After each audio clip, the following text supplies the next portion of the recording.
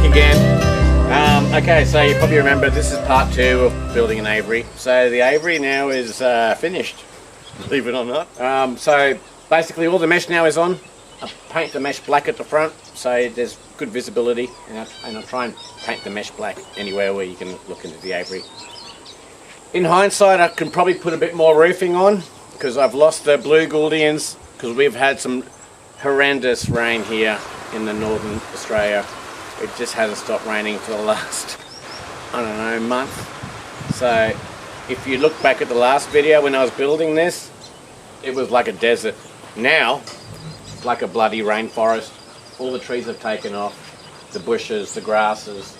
There's a water dish there underneath the lantana bush to keep the water cool during the day because the sun's still getting through during the day, which is fine.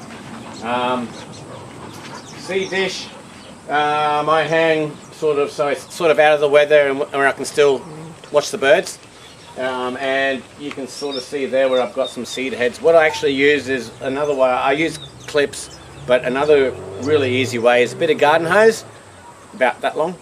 Cut it, bend it into a V with a bit of wire, and then in the tops of those of the garden hose you just jam your grass seeds, and the birds, like I said, they love hanging off that. So live food dish, high log and a ceramic dish to make it look pretty. You know, I like the natural look as much as I can.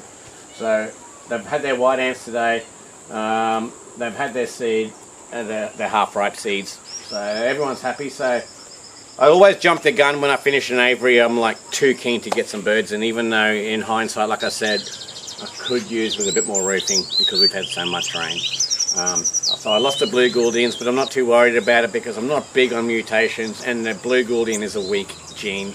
It really is. So the Gouldians I've got in here are its brothers and sisters, so they're pied, they're split to blue, and I just don't want them mixing with my other birds that are tip-top.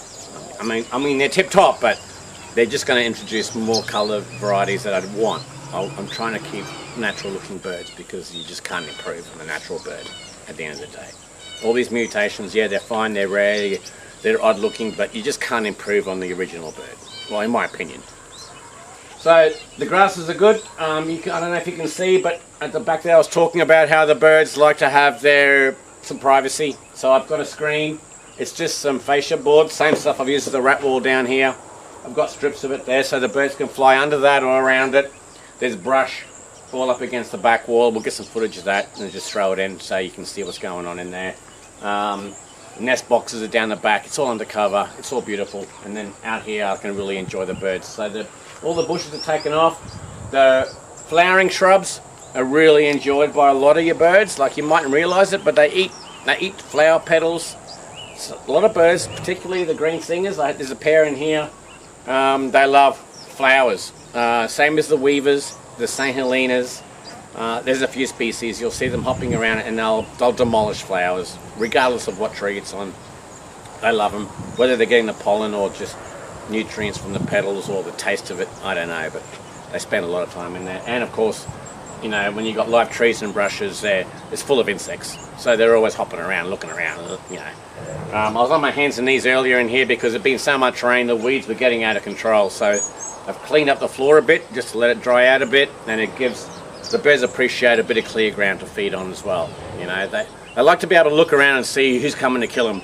So if you've got a lot of thick brush, like too much long grasses and that, you can tell they're a bit nervous when they disappear in it. Every now and then you'll see their heads pop up and look around like they're always looking out for predators. But you know, at the end of the day, nothing's going to get them in there, I hope.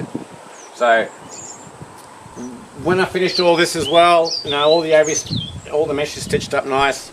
I've made sure that there's no gaps. The aviary door now is sweet. Nothing's getting through there.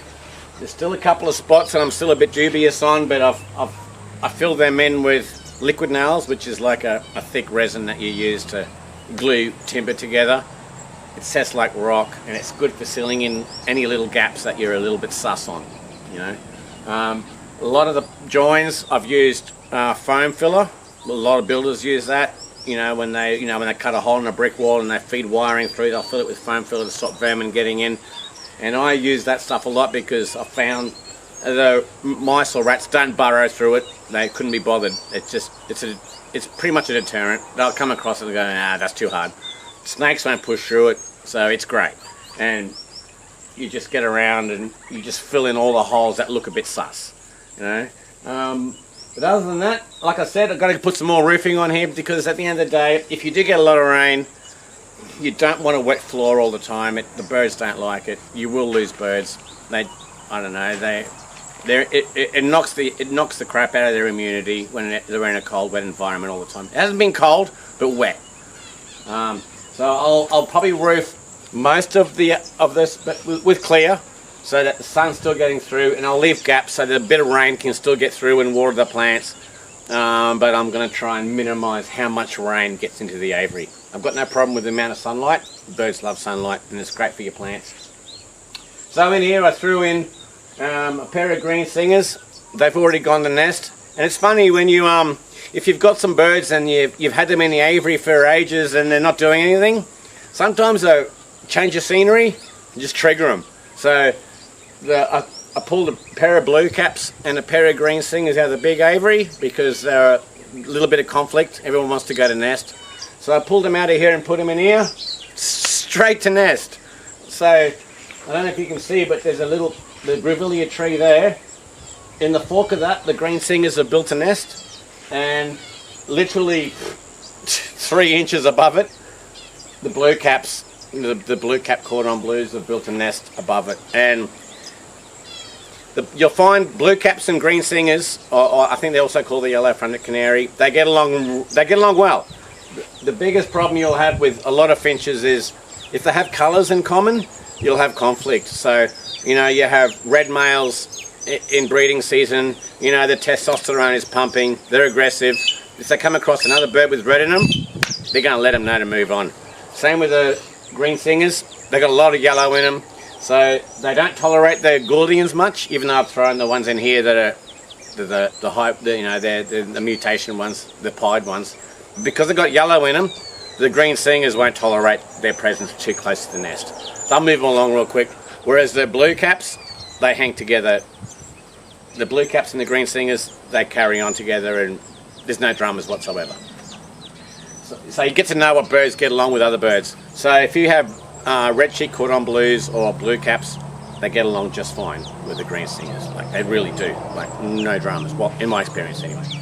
So they've all gone to nest. I keep the white ants up. Everyone's doing great. I threw a pair of quail in here as well. There's a couple of Gordians in here. I'm going to move some more birds in here eventually, but I'm just letting everyone settle down. And like I said, I still want to roof the aviary a bit more before I introduce more birds. But apart from that, I'm pretty happy with how it turned out. It's a good looking aviary. It's got plenty of height, because I'd like to get into whiters further down the track, and they need a bit of height for the whiters to do their displays. So I'm trying to get my St. Helenas to build the numbers up a bit, because they're a host. They're a host for the whiters.